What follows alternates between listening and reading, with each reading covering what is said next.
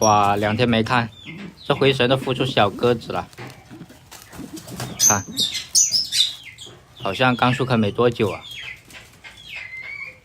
拿出来看一下，绒毛已经干掉了，应该出壳有一会了。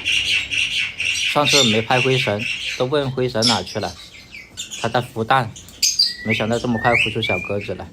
这2天我都不在家，奶奶住院了，去医院照顾她。昨天晚上我才回来，回来还感冒了，特别难受，都没精神拍视频，这喉咙很痛。看这树哪里都没有食物呢，好像没喂哦，得观察一下才行。这灰神都没配公鸟，怎么就孵出小鸟来了？好奇怪，不会是那只公鸟踩它的背了吧？看来1只公鸟配几只母鸟都可以呀。我是没看到它们踩背，应该就是那只公鸟的种。家里就那1只公鸟，肯定是它的。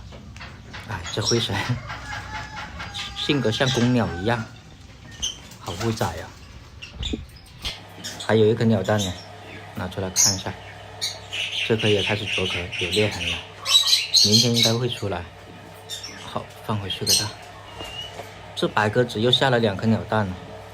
上次它下了2颗，不知道被哪一只鸽子踩破了，没孵出来。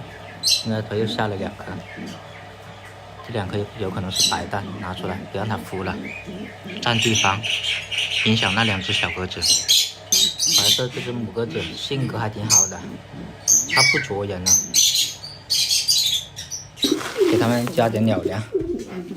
来，开饭了。再放一点这个小谷子，小颗粒的，好消化。哎呦，那只小家伙跑进来抢吃的，被赶走了。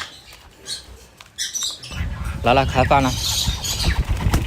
哎呦，飞上来了，都饿了，吃吧。这2天去医院照顾奶奶，没在家。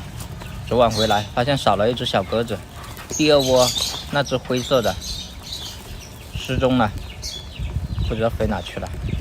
这些都是放养的，也不知道是飞走了还是遇到什么不测了，我都怀疑是被有隼捉去了，到处找了都没找到，希望出现奇迹飞回来吧。好了，先这样了，这喉咙好痛啊。